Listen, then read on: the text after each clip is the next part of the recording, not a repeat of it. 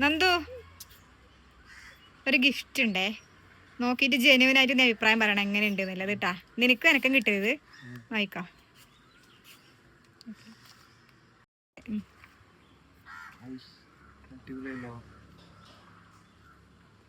എങ്ങനെയുണ്ട് എങ്ങനെയുണ്ട് പറയേ. ആ എന്താന്നുള്ളത് ഞാൻ കാര്യമായിട്ട് പറഞ്ഞുതരാം കേട്ടാ. ഇത് ബ്ലൂം ആർട്ട് വർക്ക്സ് തന്നതാണേ. എന്തായാലും ഞാൻ പറഞ്ഞുതരാം എന്താ സംഭവം എന്നുള്ളത്. നല്ല റോസ് പൂക്കളില്ല നീലവാതിലുള്ളൊരു സ്ഥലത്ത് നിന്ന് പ്രണയിക്കുന്ന ഞാനും നന്ദും കണ്ടാ ഉമ്മ തരുന്ന കണ്ട കൈക്കേ. ഇതെന്താ സംഭവം എന്നറിയോ? പറഞ്ഞുതരാം. ഇതാണ് സാധനം.